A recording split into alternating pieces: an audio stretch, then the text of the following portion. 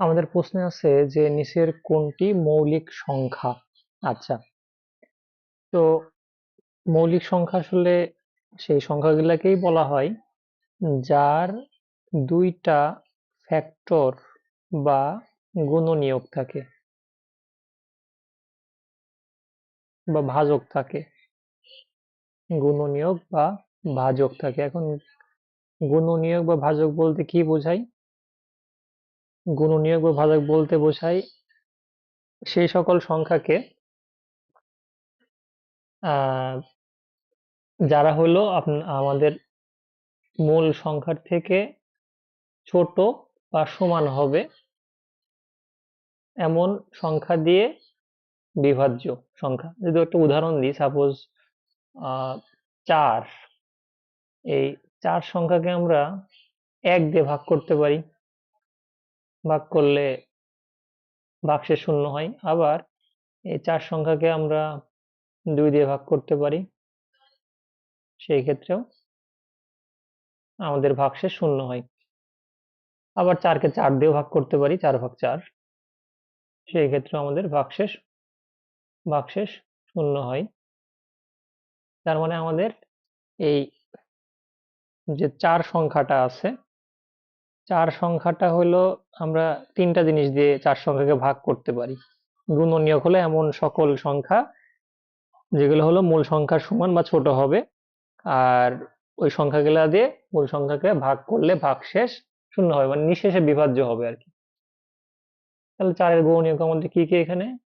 1, 2, 4। গুণনীয়ক বা ভাজক বলা হয়, যাই হোক। তাহলে এখানে মনে রাখার বিষয়টা এমন যে আহ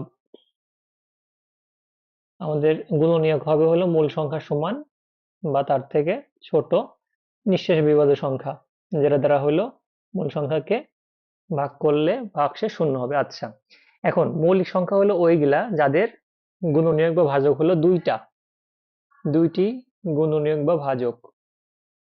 এখন যাদের যাদের গুণনীয়ক বা ভাজক বা ফ্যাক্টর ইংলিশে দুইটা হবে তারা হবে মৌলিক। আর যাদের যাদের গুণনীয়ক 3টা বা তার বেশি হবে তারা হবে যৌগিক সংখ্যা। আচ্ছা, আরেকটা আছে একক সংখ্যা। এক হলো একক সংখ্যা।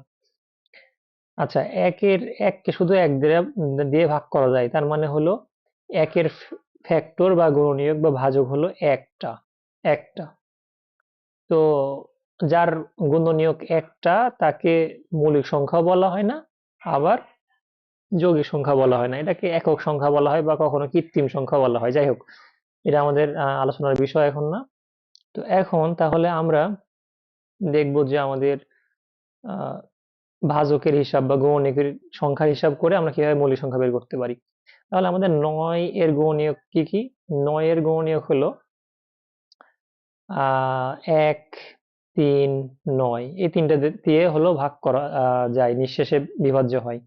এই তিনটা দিয়ে 9 কে ভাগ করলে নিঃশেষে বিভাজ্য হয়, মানে ভাগশেষ শূন্য হয়। তো গুণনীয়ক বের করার একটা নিয়ম আছে। আমরা একটা জোড় এমন ভাবে জোড়া করব দুইটা সংখ্যার গুণফল আকারে, যেন গুণফল ওই সংখ্যাটা হয়। যেমন 1 থেকে যদি শুরু করি, 1 এর সাথে কত গুণ করলে 9 হয়? 1 এর সাথে 9 গুণ করলে 9 হয়। ওকে, এরপরে আমরা আরো জোড়া করতে পারি। 3, 2 এর সাথে তো কোনো পূর্ণ সংখ্যা গুণ করলে 9 হয় না। 4.5 যেটা অপূর্ণ হয়, অপূর্ণ সংখ্যা ভগ্নাংশ সংখ্যা, সেটা আমরা নেওয়া যাবে না, পূর্ণ সংখ্যা হইতে হবে। আচ্ছা, এরপরে 3, 2 এর পরে 3, 3 এর সাথে 3 গুণ করলে 9 হয়। এরপরে আর কিছু নাই আসলে। তাহলে আমাদের এখানে 1, 3 যেটা 2 বার 3 বার আসবে সেটা একবার নিতে হবে, 9।